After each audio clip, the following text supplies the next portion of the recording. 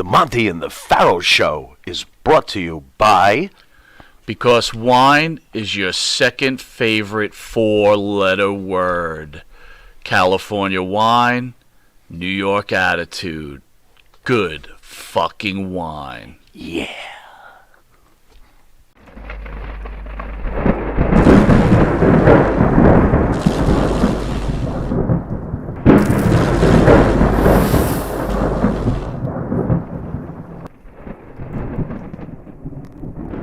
Very close to him, and I always felt that Terry's involvement with Bubba brought him to the level that he went to, and his sickness and then eventually his death brought him, resurrected him yet again.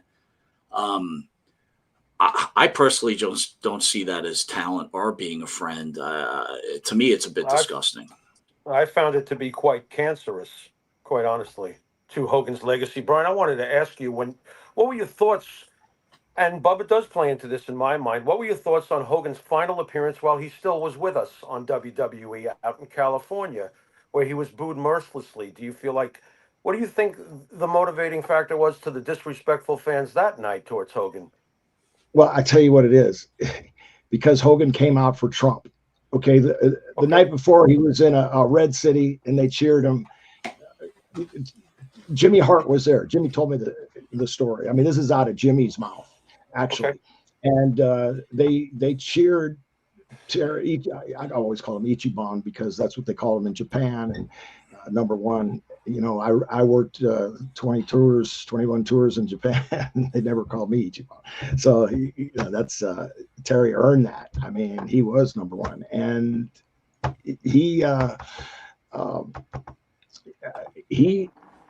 decided that this country's had enough, and he was willing to wear his emotions and show his feelings about everything and stand up for Donald Trump because he wanted change before this country went bankrupt of morals, went bankrupt of character, lost our identity, many things. And being in a city that's more Republican leaning, it's timing too. You're in a hot political season. They cheer him. They cheered for Terry, but then going to a blue city, they didn't like it, and that's what it was all about, politics. Do you think that there was anything to? Vince McMahon recently commented on the Hogan response from the crowd that night, and Vince McMahon said that he was furious with the presentation of it. Do you feel that Vince McMahon, if he had still been involved, could have done something much different? Because it seemed to be that was Vince's opinion, that it was all in the way it was presented. Or was it just flat out, it wouldn't have worked even if Vince McMahon was trying to make this presentation in California? Well, again, I wasn't there. Jimmy Hart was there. Jimmy said it was purely political, and that's him and I talking alone, mano a mano. Right. So I tend to believe Jimmy. Sure. Understood. You were on stage for I believe you were on stage for the Hogan tribute from WWE. Could you tell us your thoughts on that night? I thought it was a tremendous night. I mean, the fans were so respectful. I mean, absolutely 100% respectful to Terry. And it was a very emotional night. It was very hard because it was very, Terry died on the 24th. I had just talked to Nick at 8:46 in the morning, and I heard hello from tell Brian hello, and 2 hours later he passes. So that was hard to swallow, very hard to swallow. It's it's still sometimes difficult. Terry and I have been through so much. I couldn't even tell you. I mean, he would, besides my wedding, grand openings at the gyms, he did all my grand openings, all the interviews that made the promos, him and Macho Man, that made us so successful. God, he's from just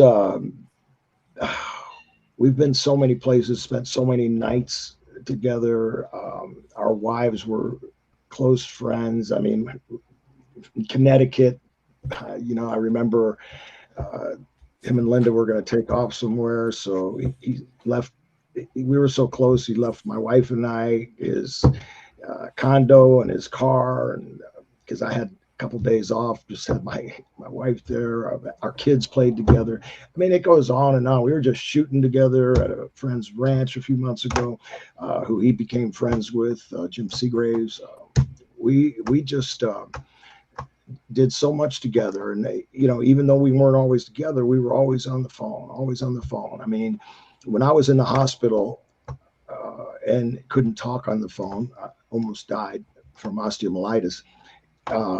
He called me every day and gave me some kind of motivational message. It was always something that my wife had played back the thing, put it to my ear when I was not very responsive, and it kind of motivated me from just to hear his voice. It would motivate me from men and tell me, be strong and courageous, and fight this. It's you against death. Keep fighting, and I did, and kicked out. And even though I couldn't walk for months, I was crippled, paralyzed, and his motivation was very key in my getting well. His voice has been the most calming thing to me in the time of my son's death. It's just one thing after another. His cries to me, on the other end of the phone when he was in bad times, going through bad times, his emotional, he's a human being like everybody else. And, you can bend, but then finally when you're almost broken, it's difficult. And his biggest star and a big, you would think this wouldn't happen to Hulk Hogan, but he's a man. He was a man just like we are. And emotionally, divorce can kill you. Not seeing your daughter emotionally drain you and just take the life out of you. And he would just bleed to me. I miss that. Do you think that Jimmy had brought up that California thing, and I totally get the red blue thing, but do you think people's reaction to him, because of, I understand the Trump thing, and then the racial stuff that Bubba recorded, do you think that took a lot out of him as a person? Yeah, I mean, we all go through our challenges. You can go back to the Arsenio Hall steroid thing. I mean, that wasn't good for him either. And I told him that wasn't good. And usually he enjoyed and often took the things that I suggested. He would bounce stuff off me all the time. And I was totally against that, denying that he took steroids. But sometimes, again, you're fighting to protect that reputation. You're fighting, to get back on top. And Terry was a fighter. He never gave up, when he was down in WWE, finally revived Hulk Hogan with WCW. The heel turn was fantastic. Totally revitalized the character. And even during those times, if you were around him and I don't care where you were with Terry, people would flock to him. I don't care, what the internet was saying or what people were saying. People would always flock to him, and he would always be kind and sign people's autographs, be nice. He had a great heart, a great love for people, Didn't always make the right choices, but none of us do. Why do you think that he was so targeted in the end? Because he was on top. This is a weird. Is it jealousy? This is a weird business, because you got fans out there that will defend till the end of time Chris Benoit. You have fans out there who think Dynamite Kid is the greatest thing since sliced bread, and we all know that Dynamite Kid was a notorious, ruthless, bad, villainous bully. Hulk Hogan never struck me as a bully. That's one thing that's for sure. So what is it? Jealousy? What is it that made Hogan the lucky one of all of this over the top criticism? Well, you bring up some names. Dynamite. Yeah, we were supposed to drop. They were supposed to drop the belts, and he wouldn't drop the belts one night to us. Oh, that didn't work. That didn't work for him, brother. But I always, wow. Well, we're talking about Hogan right now. So, tell me rephrase that question, please. Well, basically, what made Hogan the lucky target of all of the criticism? The guy can't even rest in peace. They're still going. They're still digging. They're still looking. When the apologists out there will make excuses for a Benoit, I mean, I use them as examples of how society looks at stuff. It seems very selective. Is it jealousy at the end of the day over Hogan? What is it that made Hogan the unfortunate target of all of this? I think you hit the nail on the head, Jimmy. I think it is jealousy, and there was a lot of jealous people out there. It's just like, you may put the nicest tweet out there, putting somebody over or being kind, and there's always those keyboard warriors that want to beat you up, and I don't care. Look at Dave Meltzer. I mean, Dave Meltzer will put out something that's 100% accurate, and somebody will beat him up like crazy, because he's been at the top of his game for a long time. So when you're at the top of your game, you're always going to be a target.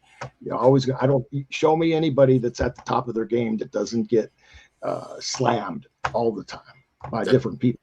That's a great point. The majority are with the person that's on top, or they wouldn't be there. Brian, I got to ask you this because, the night they had the tribute, actually, when you were there, they were doing the pan and I could see the pain in your face and Jimmy Hart's face. And later we find out that Paul Heyman, Rhea Ripley, Becky Lynch, New Day, they decide that they're not going to pay tribute to Hulk Hogan that night. I'm sure you heard about it. What were your thoughts about that? And are we just blurring lines here? Are we, you're a man of Christ, right? Jimmy and I are men of Christ. Absolutely. When is forgiveness already? I mean, these guys paved your way. You, Hogan, you paved ways for the New Day and Becky Lynch to make millions and millions of dollars. And if I could just add on to it, if Vince McMahon was still running the WWE, do you think they would have been out there? You're so right, Monty. I should say, you're so right, brother. In the fact that the people you're mentioning, they didn't really know Terry. They didn't know, they don't realize what he went through so that they could make a freaking living. I mean, if it wasn't for Hogan, none of them would be making a living like they are right now. And that's a fact. I guarantee you that. Go back to WrestleMania 1. Who are you going to put there? And you're right, too. I guarantee you if Vince was there, they'd have had their butts out there. I mean, that was disrespectful. People, I just don't understand. It's narrow-minded thinking, very narrow-minded thinking, and very selfish. They want to side with the majority. It's and be haters. Let them live with it. I mean,